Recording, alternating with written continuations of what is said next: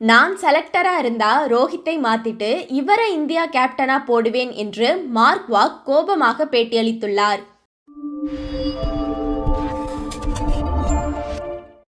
Australia அணிக்கு எதிராக நடைபெற்று வரும் 5 போட்டிகள் கொண்ட பார்டர் கவாஸ்கர் டெஸ்ட் கிரிக்கெட் தொடரின் முதலாவது போட்டியை தனது 2வது குழந்தை பிறப்பின் காரணமாக தவறவிட்ட இந்திய அணியின் கேப்டன் ரோஹித் சர்மா இந்த தொடரின் 2வது போட்டியிலிருந்து அணியுடன் இணைந்து விளையாடி வருகிறார்.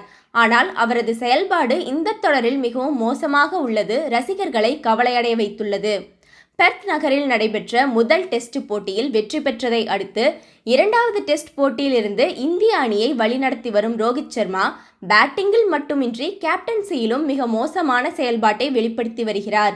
2வது போட்டியில் தோல்வியை சந்தித்த இந்திய அணி 3வது போட்டியில் போட்டியை டிரா செய்தாலும் அந்த போட்டியிலும் ரோஹித் சர்மா பேட்ஸ்மேனாகவும் கேப்டனாகவும் மோசமான செயல்பாட்டையே வெளிப்படுத்தியிருந்தார். அதனைத் தொடர்ந்து தற்போது மெல்பர்ன் நகரில் நடைபெற்று வரும் 4வது டெஸ்ட் போட்டியில் துவக்க வீரராக மீண்டும் களமிறங்கிய அவர் மிக மோசமான பேட்டிங்கை வெளிப்படுத்தியதோடு களத்திலும் கேப்டன்சியில் மந்தமாகவே காணப்பட்டார். அதன் காரணமாக விராட் கோலி பந்து வீச்சாளர்களை வழிநடத்தி விக்கெட்டுகள் விழ காரணமாக திகழ்ந்தார். இந்நிலையில் இந்த தொடரில் பேட்டிங்கிலும் கேப்டன்சியிலும் மிக மோசமான செயல்பாட்டை வெளிப்படுத்தி வரும் ரோஹித் சர்மாவை நான் செலக்டராக இருந்தால் நீக்கி விடுவேன் என ஆஸ்திரேலிய அணியின் முன்னாள் கேப்டனான மார்க்வாக் விமர்சித்துள்ளார்.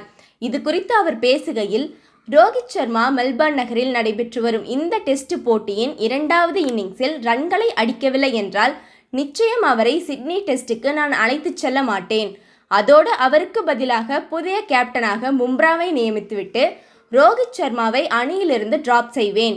மேலும் உங்களுடைய கிரிக்கெட் கரியரின் முடிவு இதுதான் என்று ஒரு செலக்டராக நான் திட்டவட்டமாக கூறிவிடுவேன் என்று மார்க்வாக் காட்டமான கருத்தினை தெரிவித்துள்ளார். அவர் கூறியது போலவே ரோஹித் சர்மா கடைசியாக விளையாடிய 14 டெஸ்ட் இன்னிங்ஸ்களில் 11 ரன்கள் சராசரியை மட்டுமே வைத்துள்ளார்.